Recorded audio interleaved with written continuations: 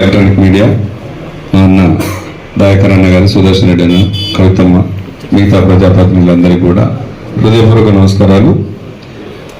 మొన్న 11వ తారీఖు నాడు జరిగినటువంటి మున్సిపల్ ఎన్నికల్లో భాగంగా తొర్రూరులో కూడా దాదాపు 16 మంది కౌన్సిలర్లకి 25,000 మంది ఓటర్ల దాకా ఉన్నటువంటి కౌన్సిలర్లో ఓటింగ్ జరిగింది. ఆ ఓటింగ్ ముందు దాదాపు ఒక నెల నుంచి ఒక మాజీ మంత్రివర్యులు సీనియరు ఒక 6 సార్లు ఎమ్మెల్యే అయినటువంటి ఎర్రబెల్లి దయన్న తనకు ఇష్టమైన తొర్రూరులో ఉన్నటువంటి సభ్యులను గెలిపించుకోవడానికి తన కుటుంబ సభ్యులందరితో కూడా కలిసిమెలిసి తిరిగి కష్టపడి అందరితోని కలిసిమెలిసి తిరిగి కష్టపడి ఓట్లు వేయించుకొని 11వ తారీఖు నాడు ఓట్లు వేయించుకొని 13వ తారీఖు నాడు రిజల్ట్లో ప్రజాక్షేత్రంలో జరగబడినటువంటి ఎన్నికల్లో గెలిచిపోయారు. 9 కౌన్సిలర్లు బీఆర్ఎస్ పార్టీకి వస్తే 7 కౌన్సిలర్లు మాత్రమే కాంగ్రెస్ పార్టీకి వచ్చినాయి. అక్కడి నుంచి మొదలైంది కాంగ్రెస్ పార్టీ కుట్రలు కుతంత్రాలు. దయన్న గెలిచాడు, ఇది ఎట్లా ఆపాలి అని చెప్పేసి ఇక్కడి నుంచి హైదరాబాద్ దాకా ముఖ్యమంత్రి కార్యాలయం దాకా ఇంకా అన్ని జిల్లాల హెడ్ క్వార్టర్లు కూడా తిరిగారు. ఇది ఎట్లా గెలిపేయాలని చెప్పేసి కుట్రలు పని ఎక్సెప్షన్ ఓటు శాసనసభ్యురాలు వాళ్ళకు ఉండొచ్చు యశస్వి రెడ్డి గారికి న్యాయం. కానీ వరంగల్ ఎంపీ గారు కడియం కావ్య గారు వారు గెలవగానే మొట్టమొదలే ఎక్సెప్షో 22/6/2024లోనే ఎక్సెప్షో మెంబర్గా వరంగల్ గ్రేటర్ మున్సిపాలిటీలో అప్లై చేసుకున్నారు. ఎవ్రీ మీటింగ్ అక్కడే కండక్ట్ చేస్తున్నారు. అనేక సందర్భాల్లో ఆమె అక్కడనే ఉంది, అక్కడనే ఓటు చేయించుకుంది, అక్కడే ఉండి అక్కడే పనులన్నీ కూడా చేసుకుంది, తిరిగింది కూడా. ఓకే, మీరు ఏం చేశారు?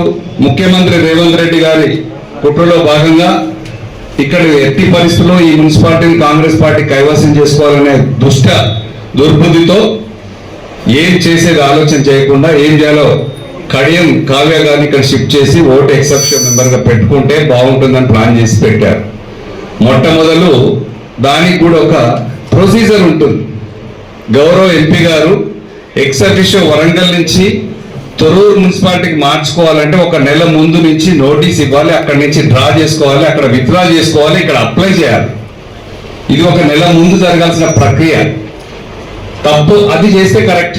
అట్లా కాకుండా రిజల్ట్ వచ్చిన తర్వాత ఇది ఎట్లయినా కైవసం చేసుకోవాలి, తొర్రూరు మున్సిపాలిటీని కాంగ్రెస్ పార్టీ కైవసం చేసుకోవాలి, మా దయన్న కష్టాన్ని బూడిదలో పోయాలి, బీఆర్ఎస్ గెలిచిన వాళ్ళందరినీ అవమానపరచాలన్న దుర్బుద్ధితోటి చేసిన ఈ ప్రయత్నాన్ని ఖచ్చితంగా తొర్రూరులో ఉన్నటువంటి ఓటర్ మహాశయులు, ఈ జిల్లాలో జరుగుతున్నటువంటి ఏ ఎన్నికలైనా ఇది మాత్రం ఖచ్చితంగా ప్రజాక్షేత్రంలో బీఆర్ఎస్ పార్టీ ఖచ్చితంగా గెలిచింది. దాంట్లో తిరిగే లేదు.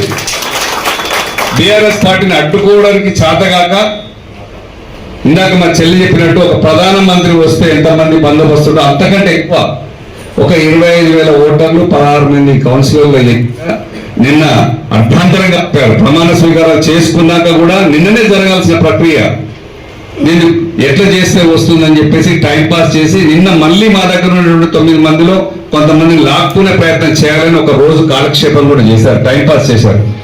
చిత్తశుద్ధి గల బీఆర్ఎస్ పార్టీ కౌన్సిలర్లు మా పార్టీ కార్యకర్తలు కాబట్టి ఖచ్చితంగా ఒక్కరు కూడా చివరి దాకా కూడా ఉండి పోరాడారు. వారందరికీ కూడా నిజంగా హృదయ ధన్యవాదాలు. మా పార్టీ సైనికులకు కూడా సెల్యూట్ చేస్తున్నాను నేను. ఎందుకంటే ఇట్లాంటి ప్రెస్టీజియస్ ఎలక్షన్స్ వచ్చినప్పుడు ఇట్లాగే ఉండాలి కూడా, బుద్ధి చెప్పాలి కూడా. కడియం కావ్య గారు వరంగల్ గ్రేటర్ వరంగల్ మున్సిపాలిటీలో పాల్గొన్నటువంటి ఫోటోలు, ఆమె అప్లై చేసినప్పుడు అప్పటిది ఉన్నప్పటిది డీటెయిల్స్ ఇవన్నీ పబ్లిక్ డొమైన్లో ఉండేటియే. నిన్ననే మా వాళ్ళు